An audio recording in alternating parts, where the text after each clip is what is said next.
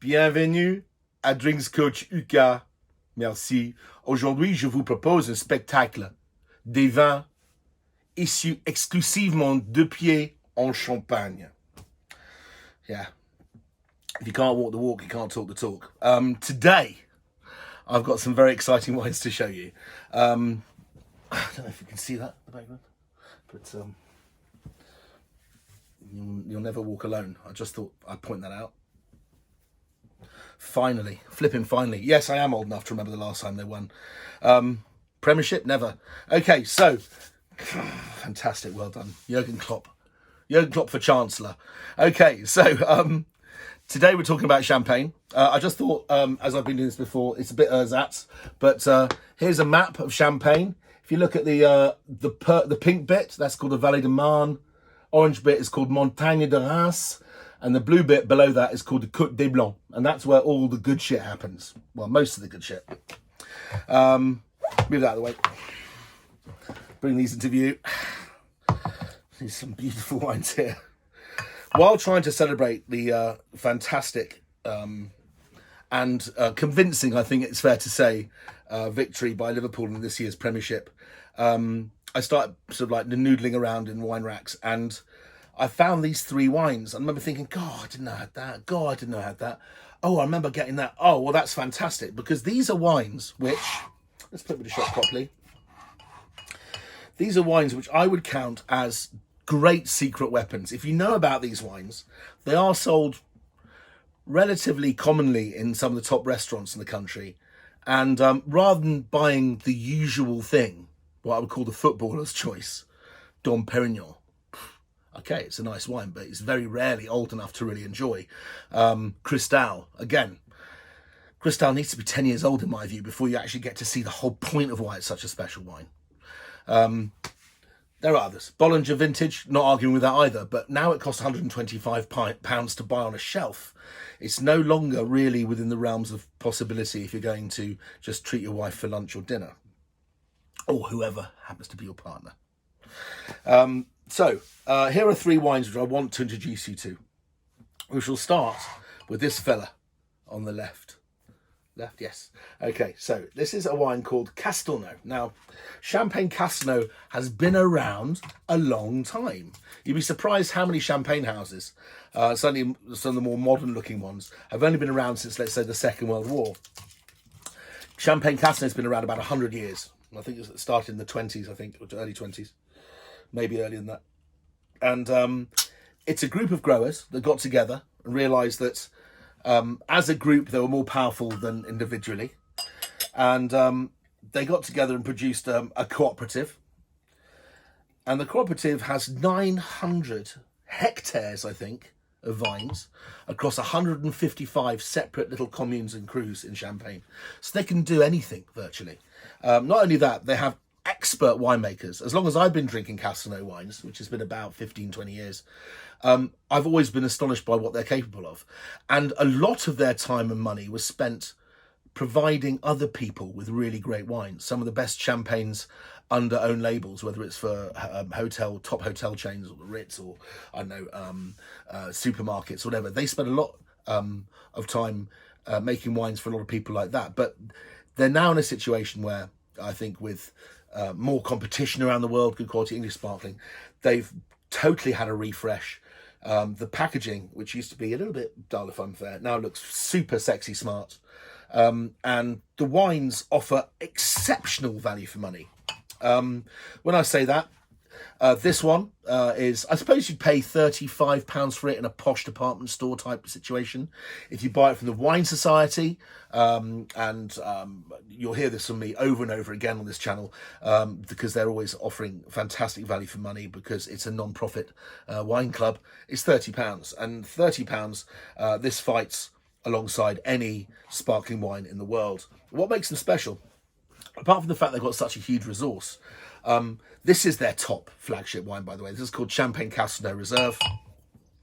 And the top wine's about 30 quid. I mean, no, they do a Blanc de Blanc, which has been aged for 12 years. But one of the things they do here is they do age the wine for a very long time in the bottle, which produces all sorts of extra flavours. I would call Castelnau a gastronomic mark, because when I taste them and drink them, as much as they're fresh enough to drink as a grand glass of wine, maybe I would call it a winter champagne if I'm drinking on its own, it just craves food. And it's not really in the English zeitgeist to drink fizzy wine with food, but you really should, because wines like this go where other wines fear to tread, really. Look at that beautiful colour, kind of like a lime straw gold. So rich. Smells like lemon meringue pie. It's fantastic. They make wines which we call in the trade Pinot driven, I would say. Certainly this one is. So Pinot Meunier and Pinot Noir, which are two red grape varieties, are the wines that kind of give the body to this wine, the core of this wine. But you can also smell a wonderful lick of kind of dry minerality on the nose, and I'm sure it'll follow through in the palate. That there is some Chardonnay in here as well. So they're using all three of the primary grape varieties of Champagne. Oh, you get so much wine for your money. Trust me, I've drunk 70, 80 pound wines, and they don't have that breadth, that complexity, that staying power in the mouth, or the interest, frankly, that a wine like this has. No, yeah, they established in 1916, so it's just over 100 years old. And also famously, when they lay the wine down, champagne only has to be laid down for 18 months before you can buy it now. So a lot of people who are maybe in financial difficulty are now pushing their champagnes out much, much more quickly than they used to. And I think that's a big mistake for the Comité of Champagne to reduce it from what was, I think, 22 months down to 18 months, because the wines have lost some of their deep integrity and stylistic difference, because they don't have this thing that we call autolysis in anything like the same amount. It's kind of, autolysis is the dead yeast cells in the wine while the wine is lying on its side, kind of mingling with the finished wine, and it gives a richness and a creaminess and all sorts of extra sort of side layers of flavour and spice. And if a wine has been laid down for 3 years, that's considered to be very, very long. That would be typical for Bollinger or Taittinger, whatever, for a typical non-vintage cuvée. This, their flagship, to be fair, has been laid down for a minimum of 5, probably even 6 years, which is as long as most champagne houses may age their vintage wine for. So you're getting an incredible amount of time and patience in the cellar. You're getting a lot of expertise. You're getting amazing resource. You're getting a beautiful package. And frankly, if I saw this on the list, if you see the word Castelnau, which by the way means Newcastle, AA, buy it. That would be in a restaurant for like £50, £60. Absolutely amazing value. Moving on to the second one. This is a wine that I've been in love with, it seems, all my life. Okay. PNC Heidsieck, or Piper and Charles Heidsieck, Établissement, or whatever. I've been making incredible sparkling wines and champagnes for a very, very long time. The current chef de cave, I'm so sorry, his name escapes me. It's a bit of a camera blindness. But when I was working at Waitrose back in the 90s, a lot of our champagnes were made by these guys, and they were mind-bending, absolutely incredible. And quite rightly, when they looked back and saw the kind of wines that we were selling on the supermarket own label, not telling anyone necessarily where they were from, they were thinking, well, you know, we can make wines like this under our own brand, and maybe in some way supermarkets are getting all the credit. So there was a complete revamp of the business. Daniel Thibault, amazing legend of a blender of champagne for many, many, many years. I think he passed away in the late 90s. Was replaced by Régis Camus, who's gone on to great things as well. And judging big wine competitions, which I do on a regular basis, particularly the International Wine Challenge, I think that Heidsieck, this Heidsieck family, is more decorated than any other single winemaking family in the world. What happened a few years ago, thank you very much for sending this in, by the way, Liberty. Absolute treat. I was thrilled to see this when this came through the door. They decided to change the bottle shape so that you knew that it was actual Charles Heidsieck and you wouldn't, you know, confuse it with anything else. So it's got a lovely, broader bottle. The wines were, I suppose, reset. And I noticed that Charles Heidsieck, before this kind of like 0 hour, where they redesigned and repackaged the wine, were starting to get nuttier. They were quite loose and quite rich, very showy, but they didn't have the poise that champagne's supposed to have. And suddenly, when they decided, right, let's pull it all together, let's just make Charles Heidsieck for ourselves, we don't make it for anybody else, let's do it well. They ended up with this absolute miraculous wonder. Anybody out there who knows me from the trade, who's watching this, anybody who's judged with me, any of you guys who are co-chairs the IWC, you'll know what I'm talking about. You can't beat it. I mean, it's just, in terms of, if you want to have one mouthful of champagne, very, very hard to convince me that it shouldn't be this one. It's like an entire story in the mouth. The particular vineyards that these wines, that this producer uses, and by the way, it's all stainless steel here. There's no wood being used. I'm not sure, I couldn't find a technical feature for this, but all stainless steel. But there is always a wonderful haunting smell of vanilla in the background, which I think people go, is that oak? It's not. It's their particular vineyards. I can't remember specifically the vineyard that I was told by Reggie that reminds them of vanilla, but I think it's called Shui. I think Shui is the crew. This wine smells of a little bit of honeycomb, of cinder toffee, crunchy bars, right? So you can be all grown up drinking this, but actually quietly you're going, crunchy bars. It's got a sort of golden caramel edge to it. A deep biscuity smell, like cinnamon thins, what they call pepperkaka in Sweden, coming fresh out of the oven. It's got a snap and a digestive-y baked, a slightly overcooked digestive, perhaps. Very silky.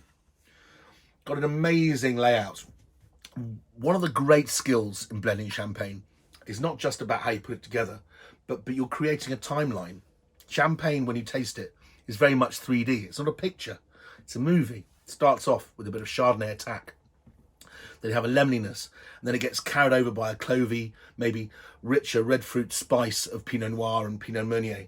And then as it fades away, the Chardonnay comes back, which is the finesse, the final kind of vanishing point of ding, like hitting a crystal glass, that finesse that you get right at the end of the experience, maybe 10 seconds into tasting the wine, is the blend of all those varieties working together. And no one does it better than these guys. I didn't want to just sit here and enjoy myself. I'm trying to explain to you why these wines are special. But when you're looking at price, this is for £35, or Wine Society, 30 quid. It's amazing how different premium champagne prices can be. If you bought this wine in Fortnum Mason, £55, I think, and it's worth £55, trust me. But if you buy it from Master and Malt online, £39, £15 cheaper. Massive, massive difference. I think just so this doesn't just go on and on while you look at me conceitedly celebrating the Cops win, I shall take on to the last one. Now, this is really, I think, one of my favourite secret weapon champagnes. In fact, if you look at this is called Taittinger. Taittinger Prelude. And Taittinger Prelude is a special wine made by Taittinger. They have Taittinger Brut, which is very, very nice. Then there's Taittinger Vintage, very, very nice. Then they have two Grand Cru wines that are only made from the very, very best tiny little plots of land around Champagne. About 50% Chardonnay, 50% Pinot Noir. So already for a Grand Cru or a slightly more luxury style, quite a lot more Chardonnay than very, very most have, really. It's unusual to find luxury brands with Chardonnay levels above about 30 or 40%. But they have two. There's this one, Prelude. The other one's called Folie de la Marqueterie, which is a wine made only from a small amount of vineyards owned by Taittinger. Same blend, but half it's been aged in old large barrels. And it's another magic wine. And it's in this slightly dodgy, kind of bronzy red label, which kind of, I suppose, kind of just sits at the back. It's almost like it's not trying to be sold. It's for the people that genuinely are in the know. But that wine and this wine, I think, are the standouts in the Taittinger lineup. Forget to mention their top wine, which is called Comte de Champagne, which comes in this wonderful dumpy bottle, which may be my single most favourite wine in the whole world. It's 100% Chardonnay, 100% Blanc de Blanc, Comte, and I've drunk every vintage of it since 1964, 65. And I singularly love that Chardonnay. It's my favourite Chardonnay in the whole world, probably. And it's just capable of absolute greatness. Even vintages which I didn't particularly like. Recently, the 2006. I don't know why 2006 was universally declared by vintage houses. I don't get it in my head. They're all heavy, don't have the dance that champagne should have. I found them a bit malty, early aging, a bit oxidative. But the 2006 still won a trophy and a gold medal at the International Wine Challenge. So when it's bad, it's still good.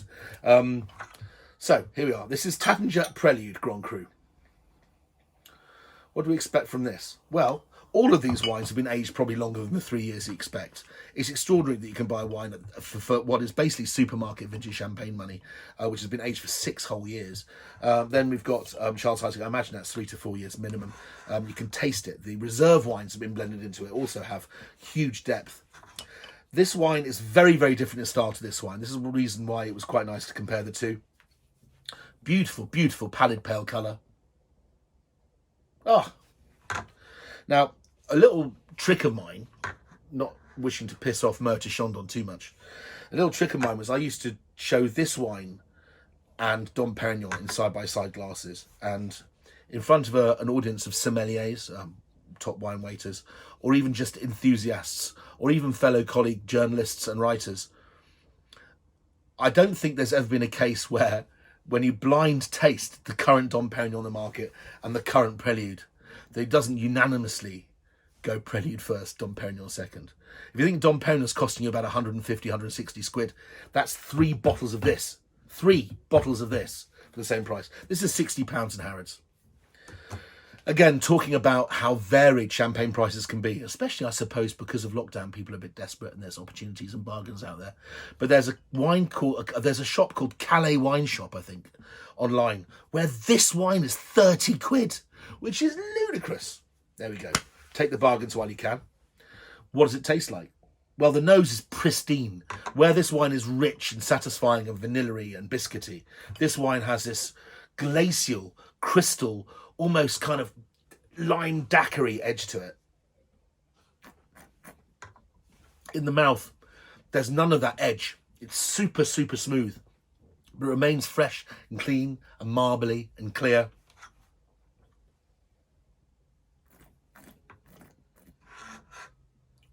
It's the perfect celebratory champagne.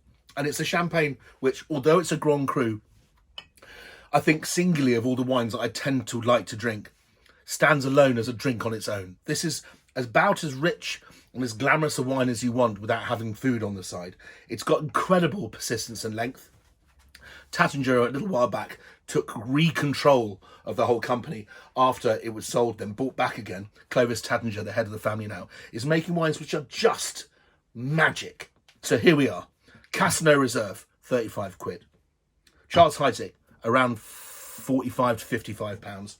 And Taittinger Prelude Grand Cru, normally somewhere between 45 and 55 pounds, but there seems to be an unspeakable bargain, which I shall put in the YouTube comments below, because it seems to me you can buy it from them now for 30 pounds.